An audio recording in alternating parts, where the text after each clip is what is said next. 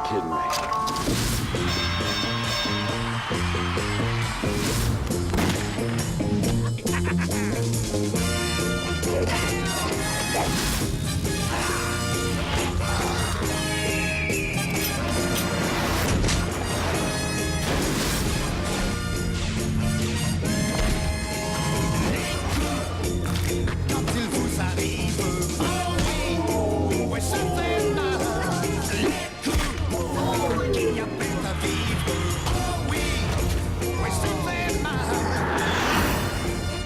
Bienvenue dans Grand Frisson, l'émission qui gagne au point. And we are ready for action! Car aujourd'hui, on fait la bagarre. Nous ouvrirons les hostilités avec un double uppercut de survival désertique avant de faire monter sur le ring Dominique Foissier, coordinateur des combats du film Arès. Vous voulez qu'on se fasse une petite bagarre tous les deux? Nous enchaînerons avec un triple crochet de tortue pour vous achever avec un classique imparable. Alors ouvrez grand votre œil au beurre noir, qu'on boxe vos nerfs optiques et assomme vos neurones. Amnesty International estime à plus de 2000 le nombre de tués par vos essais pharmaceutiques cette année. Nous n'avons tué personne, ce sont des accidents. C'est le candidat idéal pour une démonstration. Dans Arès, des jeux du cirque moderne voient naître un héros qui va fissurer l'ordre établi à la seule force de ses poings. Parce que cette série B d'anticipation est rythmée par des combats à main nue, il nous semblait opportun de rencontrer son coordinateur des cascades, Dominique Foissier. Mon parcours, il est assez sympa, je dirais, parce que c'est un rêve de gosse. J'ai vu un spectacle de cascadeur, j'avais 7 ans, je suis sorti de là, j'ai dit je voudrais être cascadeur. Le père d'un copain, je ne savais pas, qui était un grand cascadeur à l'époque, qui s'appelait Jean-Pierre Janik, et qui lui m'a ouvert un peu les portes de ce métier. Et ensuite, ma deuxième belle rencontre, ça a été un Anglais qui travaillait aux États-Unis, qui s'appelle Joe Dunn, avec qui j'ai commencé à travailler et qui m'a pris un peu sous son aile. J'ai appris mon métier vitesse grand V, parce que c'est vrai que quand vous faites un film américain, les cascadeurs, ils sont quasiment du début à la fin. Des fois, sur un film français, vous pouvez y être 3 jours sur un film. Donc c'est pas du tout les mêmes moyens. Cette formation auprès des anglo-saxons sera déterminante dans les principes de Stunt Central, la société fondée par Dominique Foissier. Ce que je ne trouvais pas en France, qui existait justement en Angleterre ou aux États-Unis, c'est que en France, c'est très sectorisé. C'est-à-dire que vous allez avoir un chorégraphe de combat, vous allez avoir un coordinateur de cascade physique, un coordinateur de cascade voiture. Et moi, je trouvais ça très étrange, parce que c'est vrai qu'artistiquement, quand on va signer l'action d'un film, c'est bien qu'il y ait une logique et qu'il n'y ait pas 4 gars différents. J'ai monté mon équipe dans l'optique de me dire, voilà, mes gars, je veux qu'ils soient capables de faire un combat, de faire une torche, de faire une chute de hauteur, mais aussi de conduire une voiture, de faire un tonneau, de faire une roue arrière en moto, signer une action de A à Z sur un film. Je crois que c'est plus simple pour tout le monde et puis c'est plus intéressant aussi. L'actu de Dominique Foissier et de son équipe, c'est donc Arès, projet sur lequel le cascadeur a été impliqué très tôt. Ton Elia, c'est tes ennemis, pas le mien. La liberté, la justice, tu t'en fous? Ouais, je préfère l'argent. Mais putain, ouvre les yeux, merde! C'est la révolution dehors. C'est eux contre nous. On m'a présenté le film en me disant, il y a beaucoup d'actions dedans, on n'a pas beaucoup de budget, mais par contre on va mettre le paquet sur les actions.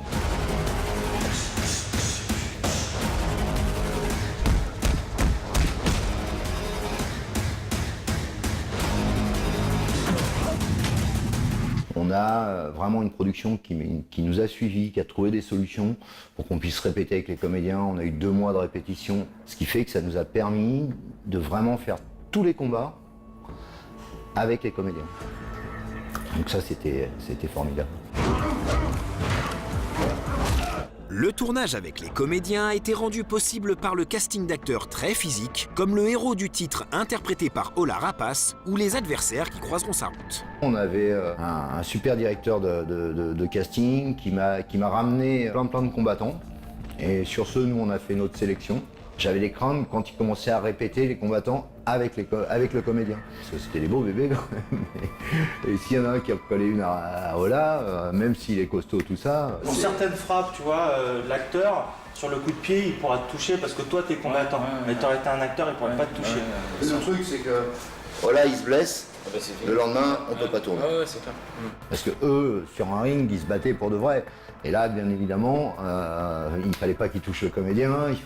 Et vraiment, on a eu des gars super qui ont finalement réappris à se battre quoi, de quelque part. Car au cinéma, les affrontements reposent sur un apprentissage de longue haleine. On apprend ça comme un texte par cœur. D'abord doucement, et puis de plus en plus vite.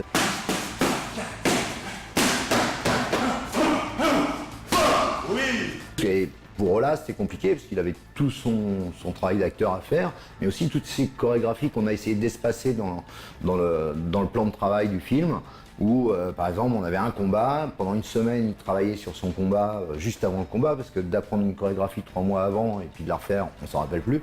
Donc tous les soirs, j'avais mes gars qui venaient avec lui répéter, comme ça, arrivé le jour J, il connaissait sa choref par cœur. Allez.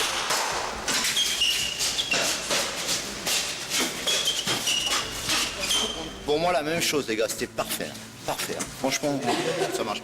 Le tournage des combats est aussi une épreuve physique. C'est beaucoup de boulot, quoi. Quand vous allez voir le combat, ça va durer 1 minute, 1 minute 30.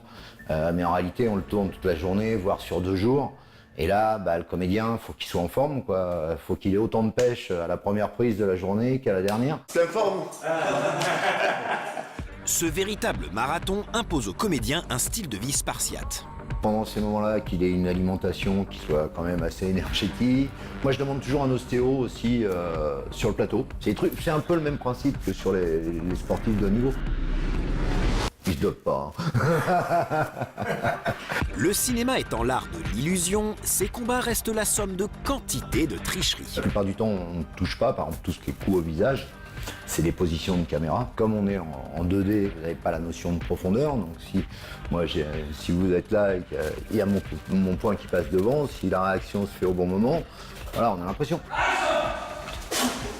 Sur les coups dans le ventre, par exemple, ou aux jambes, on touche, on va au contact, et c'est la réaction qui donne la violence.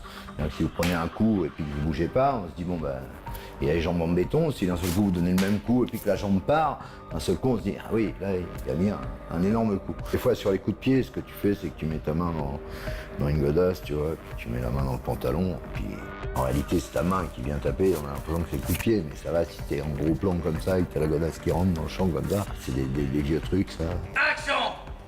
Tourner à l'envers, des fois aussi, tu cognes la tombe sur un coin de table, donc tu vas tourner à l'envers. En réalité, le comédien, il part de la table, et puis après, il se relève, et quand tu montes, toi, voilà, t'as des petits trucs comme ça. Heureux d'avoir eu l'occasion rare en France de travailler sur un vrai film de baston, Dominique Foissier rêve désormais qu'on le lance sur un nouveau round. Petit message pour les producteurs, n'hésitez pas, il y a vraiment toutes les équipes qu'il faut en France pour faire des films d'action, pour faire des films de science-fiction. On a tout ce qu'il faut, n'allons pas le chercher ailleurs.